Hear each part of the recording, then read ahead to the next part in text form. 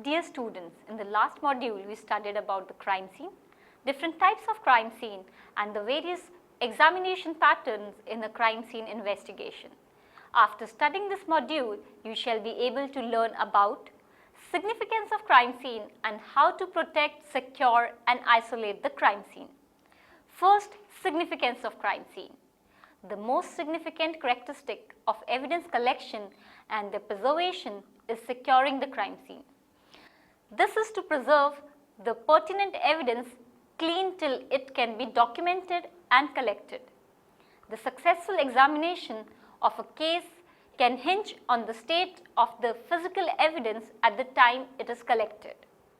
The protection of the crime scene starts when the first police officer enters and ends with its release from the police custody. Crime scene itself is on high value evidence when processed properly. Any police officer can be a first responding officer to a crime scene.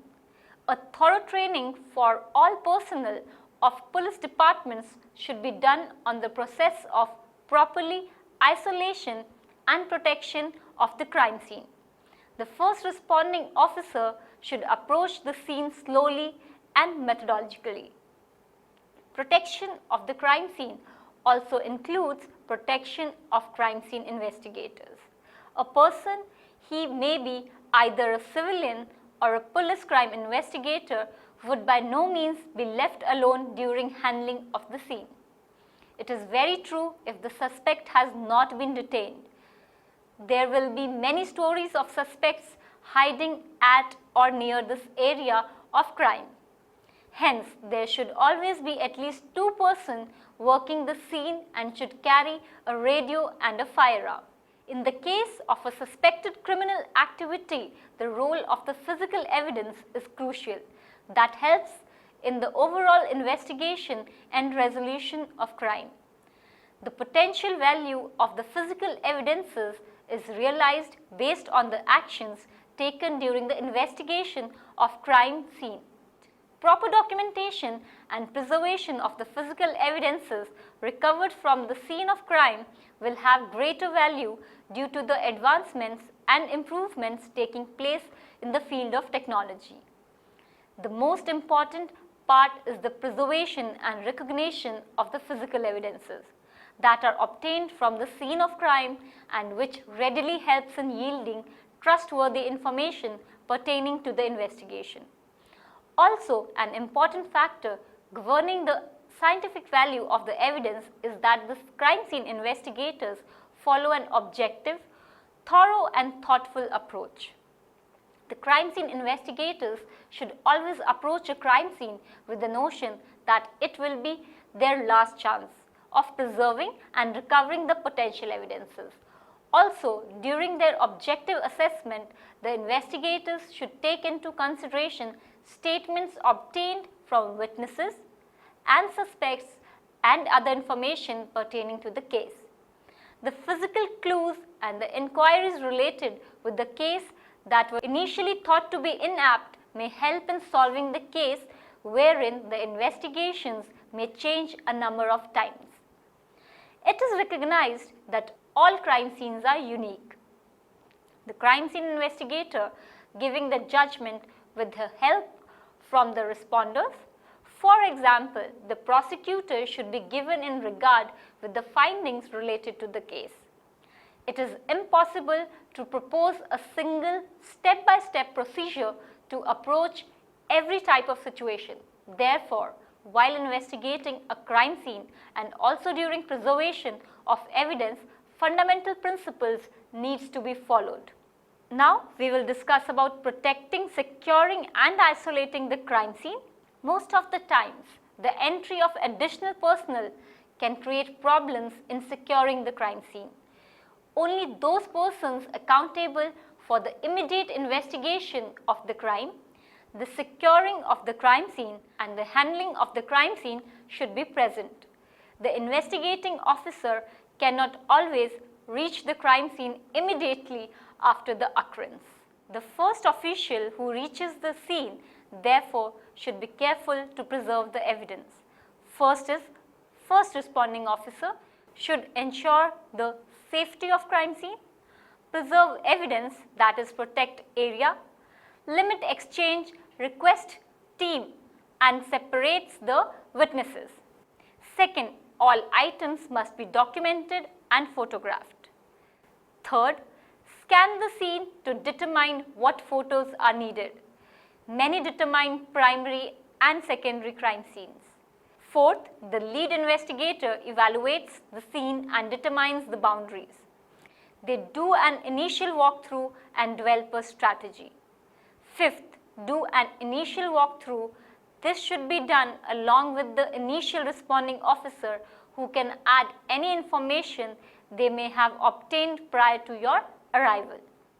Sixth, develop a strategy for systematically work. First, examining or investigating the crime scene. Second, documenting the crime scene investigation. Seventh, interview initial responding officers. This would include law enforcement officers responding to the initial call, backup officers who responded to the scene. Eighth, first priority is to provide medical assistance to individuals. The injured body or bodies must be checked first for any signs of life. In case there are only few chances of life, medical help should be called in immediately to transport injured to the nearest hospital. In this process, care must be taken to disturb the scene to minimum extent. Ninth, establish the scope and range of the scene. This includes physical boundaries of the scene, secondary scenes such as associated vehicles or relevant sites outside the physical boundaries of the scene. 10th, anything from the scene should not be removed. Anything present at the scene should be recorded by sketches and photographs. 11th, every person who enters the crime scene has the potential to destroy the physical evidence. 12th, identify all other persons who have or have had access to the scene. This would include other law enforcement officers, coroner's personnel, any public safety personnel like fire, ambulance, etc., any civilians present such as residents, neighbors, news persons, etc. 13th, non-essential persons should never be permitted to enter into secured crime scene until they have important role in the crime scene investigation. One way to discourage needless people from entering the crime scene is to make only one entrance and exit into the crime scene. An officer can be placed here with a notebook to take the names of all the people entering the crime scene.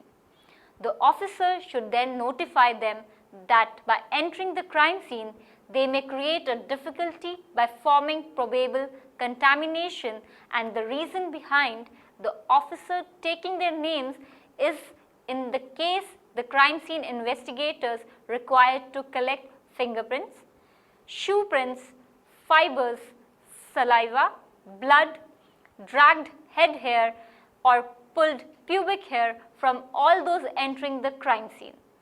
This will sometimes discourage non-essential person from entering the crime scene. The officer can also stop unwanted visitors from entering the restricted areas. If extraneous people do have to enter the scene, then make sure that they are escorted by someone who is working on the scene. This is to make sure that they will not inadvertently destroy any valuable evidence or leave any worthless evidence. 14th, all unauthorized person, including friends and relatives of the victim, media, onlookers should be eliminated from the scene first. 15th, ropes or barricades and guards will prevent unauthorized access to the area. 16th, the scene of crime should be barricaded so that the scene remains unaltered. The larger area must be barricaded instead of smaller one so that no clues, evidences is left out. 17th, personnel of home guard or similar organizations should be employed to protect the scene if required. 18th, the police officer should not leave the crime scene unguarded. 19th, eating, drinking or smoking should never be allowed at a crime scene. Not only can this wreck a crime scene, but it can also be a health hazard. 20th, physically secure the scenes with police line tape or by means other than that have law enforcement officers available to enforce the scene perimeter. 21. Establish the perpetrator's path of entry and exit. This includes identifying any obvious pieces of evidence that comes to the attention of the crime scene investigator. 22nd, if the culprit is found red-handed or positively, he should be immediately arrested. 23, only the officer in charge of the case should determine when, why and who is to enter the scene of crime. 24, assistance of forensic experts, medico-legal experts, police officers, photographers should be requested at the earliest if required. 25th, the details of informant with his address, the time when he gave information and the alleged time of occurrence should be recorded. 26th, ask the following question. When did the crime occur? Who called in the crime? Who is the victim? Can the perpetrator be identified?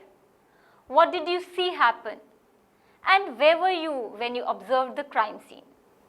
All these questions are important and have to be asked at the scene of crime by the investigating officer. 27th, it should be made sure that suspect and witness do not discuss the case with each other. 28th, the case should not be discussed with the suspects, the complainants, the victims, the witnesses, the onlookers or the pressmen. 29. The behavior of the persons around should be observed. 30th, the officer should not introduce any material like footwear, cigarette ash, cigarette ends and fingerprints at the crime scene. 31st, till the examination is finalized, the doors, windows, staircases, lighting, routes of ingress and egress should be preserved in original condition. 32.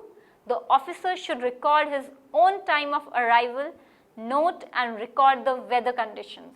33. Some things the officer should note include the condition of the doors, windows and lighting, both natural and man-made.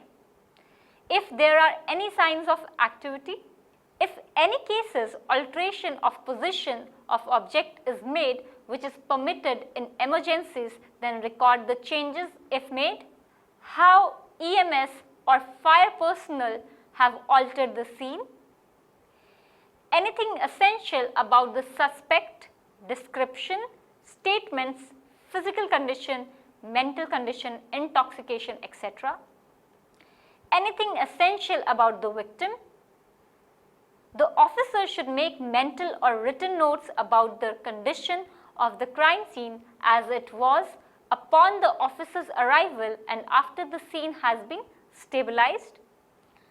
The officer should keep notes on the significant times involved in responding to the crime scene, time dispatched to scene, time left for scene, time arrived at scene, time left scene, etc.